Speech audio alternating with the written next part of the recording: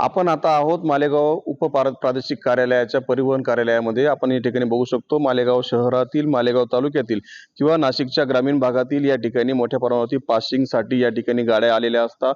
जवळपास नाशिक जिल्ह्यातील अर्धा जिल्हा या मालेगावच्या उपप्रादेशिक परिवहन कार्यालयाशी कनेक्ट करण्यात आलेला आहे आणि या ठिकाणी येणाऱ्या फिटनेससाठी शासनामार्फत जवळपास 7 ते 8 कोटी रुपये अंदाजे खर्च करून या ठिकाणी वाहनाचं परीक्षण आणि फिटनेस फिजिकल फिटनेस करण्यासाठी या ठिकाणी अत्याधुनिक लॅब या ठिकाणी तयार करण्यात आलेली. ज्या पद्धतीने एक मॅन्युअली पद्धतीने मालेगाव आरटीओ कडनं ज्या पद्धतीने मॅन्युअली वाहन तपासण्या करून परवानग्या दिल्या जायच्या, आता त्या सगळी यांत्रिक पद्धतीने या ठिकाणी टेक्निकल गोष्टी वापरून या ठिकाणी त्यांना परवानग्या देतील आणि तपासण्या केल्या जातील, फिजिकल तपासण्या केल्या जातील आणि अर्थातच गाड्यांच्या आरोग्याची तपासणी या ठिकाणी केली जाणार आहे. परंतु गेल्या काही दिवसापासून कोट्यवधी रुपये खर्च करून देखील ही लॅब आतापर्यंत सुरू झालेली नाही. वाहन परीक्षण निरीक्षण आणि याची गुणवत्ता तपासण्याचं काम करण्यासाठी आता अजून देखील या ठिकाणी ही लॅब चालू झालेली नाही.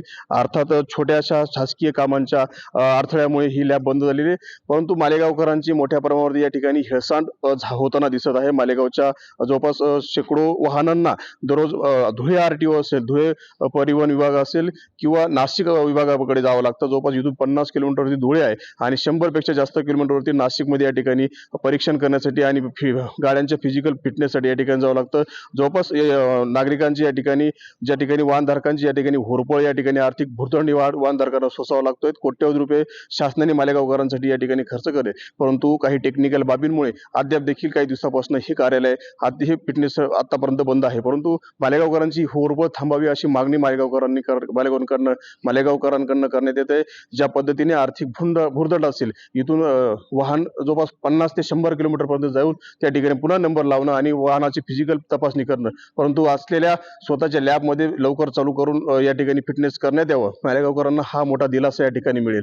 नक्कीच थोड्याफार टेक्निकल गोष्टी असतील, कायदेशीर बाबी असतील, परंतु या गोष्टीमुळे थांबलेलं काम मालेगावची फिजिकल फिटनेस प्रादेशिक परिवहन विभागाने चालू करावी अशी नागरिकांची मागणी होत आहे.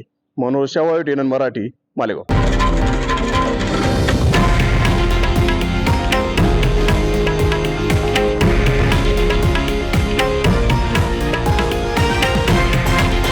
हे आहे देशातील नंबर 1 न्यूज नेटवर्क आणि आपण पाहत आहात TV9 मराठी, एकमेव.